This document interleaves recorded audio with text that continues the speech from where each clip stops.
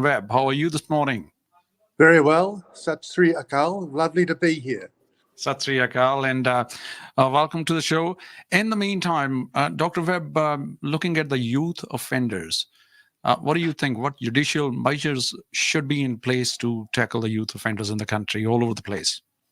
Yeah, and we know that youth offending is a big problem. And when we were in government and the RAM raids really spiked, we put in a number of measures there, including the circuit breaker, which is making sure that those children are picked up, and straight away a whole lot of measures are put in place. And we know that the RAM raids, once we started doing that, there was about 70 children who were the real problems. And once we got on top of that, the rate of those RAM raids really fell. And what's really important is the kind of repeat offending. Those children didn't get back into bad behaviour again. So, we did that. This government's still doing some of that. We wanted to roll it out a bit further and capture more children. This government's chosen to do a different route. They've gone down this boot camps route. We think that's a bad idea. We don't think a military kind of approach is going to help these kids, many of whom who have mental health issues or addiction issues or family issues. We think that's how you address this. This isn't a soft option. It's a tough road for them to address all of those issues. And that's what we think we should be doing in respect of youth offending, rather than a boot camp, which really is going to take these damaged and angry kids and make them angrier and put them in touch with other kids who are in the same place. We don't think that's a great idea. Dr. Webb, you already indicated the root causes of these issues, but in the meantime, do you think there is a core investigation required to probe where the courage in youth offenders coming from to get violent in different incidents happened in the last few days? Looking at the latest incidents in Mount Albert and Papatoetoe, and there has been a protest by the local retailers. How you look at the root causes and how you're going to control it, and are you satisfied with the transition from Labour to the coalition government from last few months? Yeah, well, first of all, those incidents in Mount Albert and Papatoetoe, they're really terrible incidents, and there's two aspects to it. One is how we respond to the incidents themselves, and the people there need to be, located. They need to be dealt with appropriately through the courts, and the judges need to do their job. But you're absolutely right that what we need to do is understand what's driving this, and we need to address those causes. One of the real challenges in politics is if those drivers are poverty, poor housing, poor health, then starting to fix those things now takes a long time. In terms of the transition to the new government, no, we're not happy. We think we were making real progress on those issues and on some of those other justice issues, and this government is taking an approach which is parking an ambulance at the bottom of the cliff, putting people in jail for longer. Yes, we need to be tough on crime, absolutely, but simply responding to this problem by saying we're going to make jail terms longer and have 3 strikes and boot camps isn't actually addressing the cause of the problem. And in the long term, we want to see a society which, in the long term, crime and violence drops off and goes down, and our communities are safer. That's not what's happening with this current government. In the meantime, did you watch the statement by the Honourable Prime Minister about when he said, "I don't care"? So do we really look into the human rights angle, or do we really look at the Commonwealth values of this country when you look at the tougher punishments for the youth offenders? Yeah, look, and it was really, really concerning to me when asked, what do you think about the evidence? What do we know as a matter of science? And there's been a lot of research done into this. What actually has effect? What does lead to lower crime rates? And he said, well, I don't care. We've been voted in. We're going to do these things anyway. Now, look, the government, I want to be fair to the government, because they are actually continuing to do some of the things that we were doing. The circuit breaker stuff with kids, they're still doing. The boot camps that they're going to do, On top of that, they're going to do, counselling and addiction and all of those things as well. So they know that they can't just crack down on crime and just have a tough approach. They've got to take a science-based approach. It's just a pity that they're doing things which are going to be positively harmful. Boot camps are going to be positively harmful. They're going to harm the children. They're going to make them more dangerous when they leave, and they're not going to be good for the people running the boot camps either. So it's a real concern. Doesn't make any difference when you look at the gang patches will not be visible in the public. Does it make any difference to the crime rate in the country?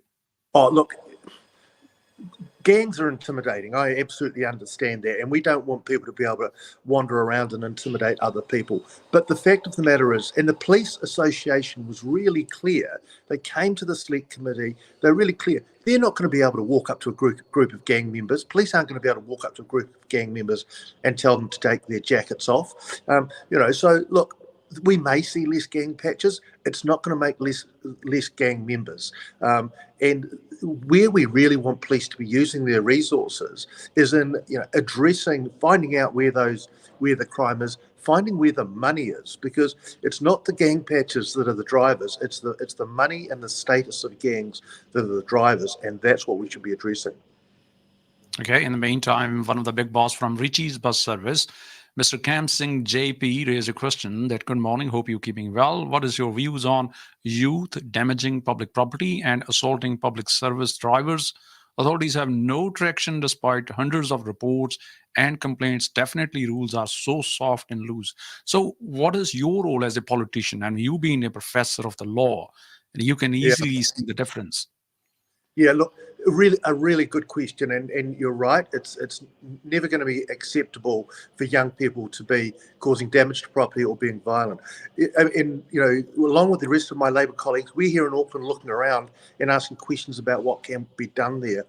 Yeah. Yesterday, I was at the Wātea Marae, and it was really interesting hearing about the youth justice panel that they hold. Sorry, the justice panel that they hold there, where they get offenders. They get them in the room with community members and the people who have been harmed, and they make them front up and address. And I think that's something perhaps that we don't do well enough. It's all sending someone to court and fining them or whatever. It doesn't really bring home to them the harm that they've caused and the need for them to address the consequences of what they've done to the people who have been harmed, to actually face up to it. So those community justice panels, I think they're a really good model. Particularly, you talked about damaging property, particularly for offences at that level, not for the most serious offences where, there's real physical harm to people, but if it's if it's tagging, if it's willful damage of private property, that kind of thing, that kind of misbehaviour, get in early, let them know that it's actually really impacting people, and make them front up and address the harm that they've caused. Okay, in the meantime, Dr. Webb, as a responsible citizen of this country, what would you suggest looking at the tougher penalties for these offenders, because they can easily get away with it at the moment? Yeah, I trust our courts and judges, and obviously it's not a soft option when you do get into these situations. And often these young people are diverted, but they're not just given a free pass. They've got to address the damage. They've got to address any issues they've had. They've got to go to perhaps addiction treatments or anger management courses and things like that. And what we do know is that when people do go through those processes, if they do it properly, and that's how they avoid the courts, then there is a lower reoffending rate, and that's what we need. I want to be really clear. We don't want to kind of let people off lightly. But what we do want to do is make sure that what we require is effective. There's an element of punishment in some of these things, but our main goal is not having it happen again. What we can expect from you while you're sitting in one of the select committee, maybe in the future, about because you are actually the spokesperson for justice, sitting in the opposition. What we can expect from you, especially the retailer community of this country? Yeah, look, what I'm focused on, and this is why we're here in Auckland, is to get out, listen to people, understand Yep. what's going on, and develop some new solutions. And certainly, whilst we want to address the immediate issue, we think in government we need to take a long-term view as well. And building bigger prisons will only mean that people who go there, when they come out, will have better gang connections and have learned how to be better criminals. We think there's a space for community justice, for prisons to be smaller, for them to be much more aimed. You're still in prison, you still can't leave, but also to spend much more time rehabilitating people, addressing their anger, addressing their behaviours, rather than just locking them up for some years and then letting them out just as bad as they were when they went in. Okay. Well, we will take this opportunity to ask you what is happening in your territory. Any updates from Christchurch Central electorate? Christchurch Central, we've got our own issues down there, and it's a fact. Can I just say, do come and visit if you haven't before. It's a beautiful city. It's got the Avon River going through the middle of it. It's got beautiful wild beaches out by New Bryson and Sumner, and it's a fantastic place to come. And I know a lot of families do come and visit. And of course, the mountains are close by. If you want to go skiing, that's something which not many people from our Indian community do, but you might want to. But look, we've got our own law and order issues down there, some homelessness issues, some people on the streets. We need to address that as well. So, but again, there's some great work being done by organisations like the City Mission, who are helping those people, finding them somewhere to live, and giving them skills, living skills, how to cook for themselves, how to open a bank account, things like that, which sometimes these people, the way they've lived previously, they haven't had those skills before. Excellent. Make sure you keep in touch with the victims from the recent incidents, and make sure you bike around in your city, and make sure you kayak as well. Well, yes, all good things to do, but you're absolutely right. We need to put the victims at the centre of all the work we're doing here. I think that's a really good observation, so thank you for that. Wonderful, Dr. Webb. Well done, and you have a good one. Thank you. You too. Bye-bye. Thank you. You keep up the spirit. ਦੋਸਤੋ doctor Duncan web ਸਾਡੇ ਨਾਲ ਸਨ, central Christchurch ਤੋਂ member parliament ਨੇ, labour party ਵੱਲੋਂ spokesperson ਨੇ, opposition party ਦੇ ਵਿੱਚ ਬੈਠਿਆਂ ਜਿੱਥੇ ਉਹ ਡਿਪਟੀ ਸ਼ੈਡੋ ਲੀਡਰ ਨੇ ਹਾਊਸ ਦੇ ਬੀਹਾਈਵ ਬਿਲਡਿੰਗ ਵੈਲਿੰਗਟਨ ਦੀ, ਜੇਕਰ ਅਸੀਂ ਪਾਰਲੀਮੈਂਟ ਦੀ ਗੱਲ ਕਰਦੇ ਹਾਂ। ਤੇ ਨਾਲ ਮੈਂ ਯਾਦ ਕਰਾਉਣਾ ਚਾਹਾਂਗਾ, ਜਿਹੜੇ ਸਾਡੇ ਪੰਜਾਬੀ ਸਮਝਣ ਵਾਲੇ ਭੈਣਾਂ ਭਰਾ ਨੇ, ਦੇਸ਼ ਦੇ ਵਿੱਚ ਕਾਨੂੰਨ ਦੀ ਸਥਿਤੀ ਨੂੰ ਲੈ ਕੇ, ਦੇਸ਼ ਦੇ ਵਿੱਚ ਜਿਹੜੀਆਂ ਅਲੱਗ-ਅਲੱਗ ਰੈਗੂਲੇਸ਼ਨਸ ਨੇ, ਨੀਤੀਆਂ ਨੇ, ਉਹਨਾਂ ਨੂੰ ਲੈ ਕੇ ਜਿਹੜੀ ਨਿਯਮਾਵਲੀ ਹੈ ਜਾਂ ਭੁਚਾਲ ਦੇ ਨਾਲ ਸੰਬੰਧਿਤ ਜਿਹੜਾ ਕਮਿਸ਼ਨ ਬਣਿਆ ਹੋਇਆ, ਤੇ ਨਾਲ ਕ੍ਰਾਈਸਟਚਰਚ ਇਸ਼ੂਜ਼ ਨੂੰ ਲੈ ਕੇ ਕਾਫੀ ਜ਼ਿਆਦਾ ਉਹਨਾਂ ਦੀ ਪਕੜ ਹੈ।